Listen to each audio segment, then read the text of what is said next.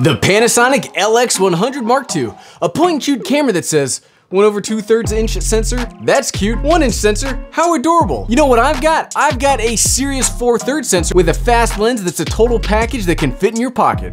It says a whole lot of stuff, but is it any good? Let's find out. What's up everyone, I'm the Everyday Dad, and if I can figure it out, you can figure it out. So as we've seen on plenty of occasions, I really enjoy small, high quality cameras that can do anything and fit anywhere. Well, thankfully, the LX100 II does just about everything I demand in a camera. Big sensor, yup. 4K recording, yup. Fully articulating screen. Fully articulating screen. Well, nothing's perfect, I guess. And really quick, thanks to my friends over at B&H Photo for sending this to me to check out. If you'd like to get your very own large sensor point-and-shoot camera, there will be links in the description below. But before we get too far into the video, let's get this little fella out of the box.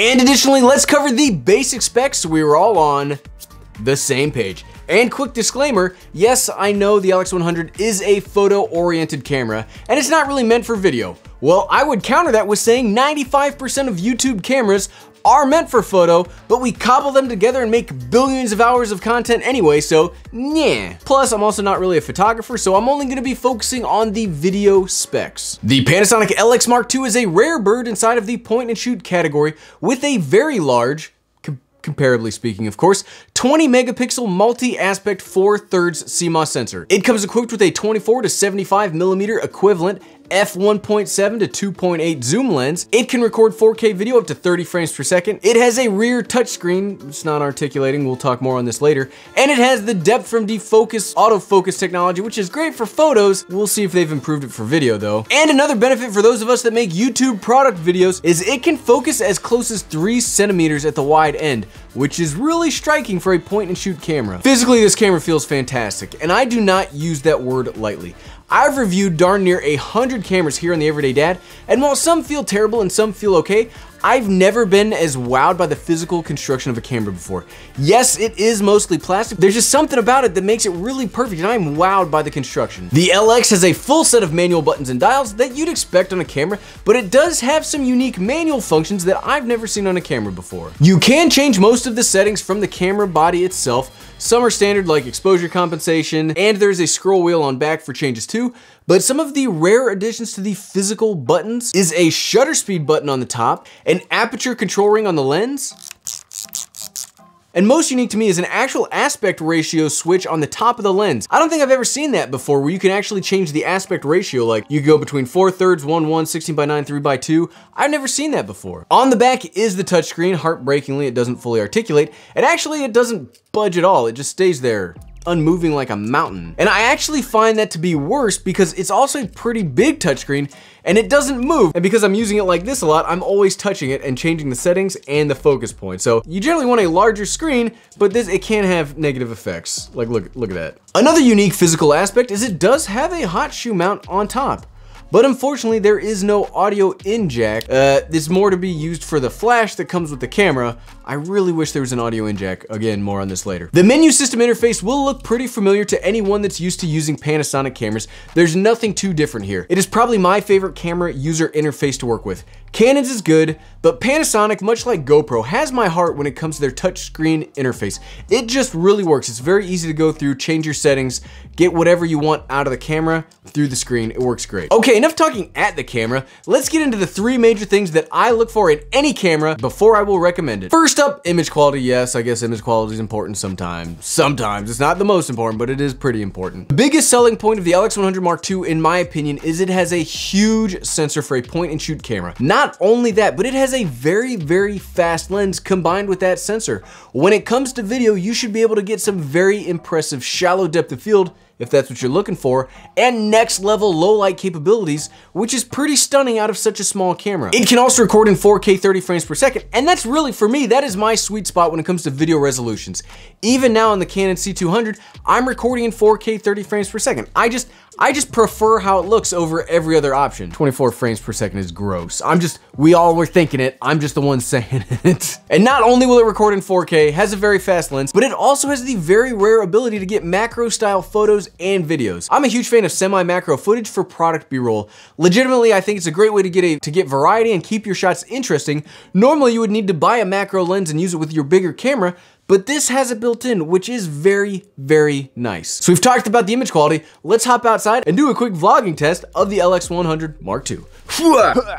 Okay, and so here we are out and about, and we're getting ready to do the vlogging test of the Panasonic LX100 II. Now, I'm very excited about this. We already talked a whole bunch about it. So what we're gonna do, we're gonna pop this. I kind of forgot my tripod, so we're gonna do something new where we're gonna pop this on the tripod that I'm currently talking like at and to, and we're gonna like vlog. We're gonna like try to vlog with it like following me. So we're gonna switch real quick and have some fun doing it. That's the whole point of these videos, is let's have some fun. So one of the things we already mentioned, I really like the construction of this camera. It is one of the best feeling point and shoots I've ever held. Like, this thing feels it feels fantastic. Like, and one of the things that I'm most excited about is I'm currently recording on a Sony RX100 Mark V. It's one of my favorite cameras ever, but it's got that tiny 1-inch sensor, whereas this has a huge 4/3 sensor with a 1.7 lens. Like, that's pretty insane. I'm really excited. Okay, enough talking. Let's swap them out. Okay, so I decided to cheat a little bit. I don't have my tripod, but I have like this little adapter thing. So we're gonna try doing that out. So this is the image quality that you can expect out of the LX100 Mark II. And it does have stabilization built into it, so let's kind of see how the vlogging test works out. Now, one of the problems we're gonna run into, and I'm sure I already mentioned this, is it has no audio inject. So this is the audio out of the Panasonic LX100 II, audio test 1, 2, 3, audio test 1, 2, 3. But the audio that you're hearing, hopefully it's still working because I'm, walking away from the camera, but the audio you're currently hearing is through a Rode wireless system going into the Atomos Ninja 5. So I really do like this camera. I really do like the compact nature. There are some things though that will make this very hard to turn it into a primary video camera. Now, I do really like the Panasonic app. We're gonna try out the Panasonic app here in just a second. That's a really great way to pull focus, make sure everything's framed up really nicely, all that stuff. But the problem that I'm running into is, no matter how many settings I dig into, I cannot find a way to get the HDMI port on this, because it has an HDMI port. I cannot get it to figure out a way to like work with something like my Ninja 5 right there. And that's a pretty big negative, because without something like that, there's no way to like use a front-facing monitor. So you're never ever gonna be able to see what you're doing in front of the camera unless you are using the Panasonic app. The Panasonic app's great, but I don't always like the hassle of trying to set up my phone and then recording. One of the reasons I stopped using the GH5 was I didn't like having to set the camera up. So what we're gonna do, we're gonna set this up somewhere and we're gonna try playing around with the Panasonic app and see how it works for vlogging / video recording stuff that way. See you in a second. Okay, so I've got the Panasonic LX100 II connected through the Panasonic phone app. Now, Panasonic's phone app is one of the best apps of any camera system currently on the market. It's seriously fantastic. So let's see. I see that it's got the autofocus box around my face. Let's see how well the autofocus works. Okay, it lost me. Let's bring it back up here. Now again, this isn't really a video camera, this is a stills camera. Like, Panasonic generally has really great video quality, even in their stills camera. Look at the Panasonic G9. It's like a very impressive micro four thirds, super like photo camera, but it still does 4K 60. It still has really great video capabilities. So that's why I know the LX100 is marketed as a photographer's camera. And yeah, it is mainly focused on photography, but a point and shoot with a 4/3 sensor that does 4K and has decent autofocus like that is really amazing. Like, we try to get, I'm always trying to like force point and shoots to work for like my video stuff, and it works really well. Like the setup I have with the RX100 Mark V, fantastic. But being able to do macro video, 4K, huge sensor, comparatively speaking, I'm really excited about. So let's see, here's the image quality. You know, as we're like vlogging, ooh, we're definitely being overexposed by that, you know, the sun outside in the back. It's definitely not golden hour out here right now. So this has been the out and about video test of the Panasonic LX100 II. Let's go back to the studio because I am freezing right now. Okay, see you there. Now that we're back from the vlogging test, let's do a quick low light indoor test of the camera so you can see how it would work in like the Everyday Dad studio. Okay, so here's the indoor/studio test of the Panasonic LX100 Mark II.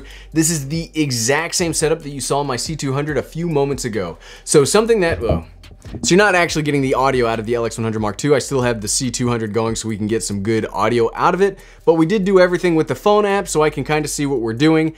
Again, the Panasonic phone app is one of the best phone apps out there for video. It's fantastic. But so something that I've always been impressed about with Panasonic cameras is even on their micro four thirds cameras, again, this is not micro four thirds, this is 4/3, but even on like the budget G7, it does really well in low light. So I'm excited to see how this will turn out, but this is the image quality that you can expect if you're trying to do studio work.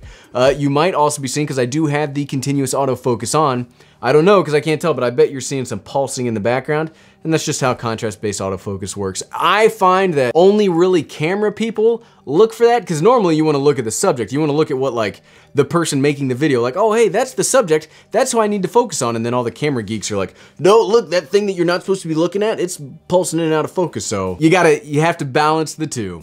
Okay, back to the video. Next up in my camera priority list is fiddliness. Fiddliness is actually more important to me by far than image quality. I think we've reached a pretty even plateau where most cameras these days will produce a more than acceptable image for online content. Not only that, but no matter how good the image quality is in camera, once you upload that image, each online service has its own compression system that will do odd things to your footage. So why worry about technical image quality when a lot of your delivery will be out of your control? It is better, in my opinion, to focus on being able to efficiently and quickly get the coverage you need to make your videos as fast and efficiently as possible. It is so much more important. And I say all that because that is what is so unfortunate about the LX100 Mark II. Everything else about it is great. I really like the screen, I really like the image quality, and the build quality is some of the best I've ever seen. But it is pretty darn fiddly to use. Like we saw outside, it's got HDMI, you cannot get out to an HDMI, so you can't use a monitor to fix some of these problems. You may have noticed, but the touchscreen that I like so much doesn't articulate in any way, shape, or form. We said that earlier. Sure, it's a touchscreen and it's nice, but it stays fixed, it never moves, and I think it's just judging me right there. It just stays there and it's like, it's judging me. One of the oddities that we talked about that gave me hope is the hot shoe mount on top. Normally, you can use this for microphones and other such sundries. However, another problem with the LX100 is there is no audio in jack. So you can put a microphone up there, but you can't really connect it to anything. So it'll look cool and make you look like you know what you're doing, but you're not actually gonna get any good audio out of it. And last and not as important for point and shoot cameras is the ecosystem. Our camera's accessories can be just as important, if not more so, than the body itself. But for point and shoot cameras, it's not really a big deal as they are already like all-in-one packages. The only thing I really want to touch on in the ecosystem category is there is a weird benefit that was a negative earlier, but it's kind of a positive now, is that you can very easily mount lights or other such accessories to the top of the camera because of this hot shoe mount. Think of it more as a cold shoe mount, so there's no way to like communicate with the camera. I mean, there is, but I mean for purposes of here. Now I know I would prefer to have a microphone up there, but being able to quickly install an LED light without messing around with a cage, that can be very useful and very powerful, especially if you're gonna be doing some of that macro work. But like most point and shoot cameras, there's not too much exciting stuff when it comes to the ecosystem. So what, right? So after all of that, should you get a Panasonic LX100 Mark II? Now, I personally would not currently use this camera as a primary video machine due to the lack of phase detection autofocus, flip screen, or audio in jack. But it is very rare to find such a fast zoom lens with such a large sensor with all of the very good manual controls on a camera. So I am very conflicted when it comes to this camera. I think if you are looking for a big sensored all-in-one package that can take awesome photos and decent video, this would be a great option, especially when combined with the Panasonic phone app. This could actually be a very powerful tool for video, even though it's primarily meant for photos. Thanks for watching.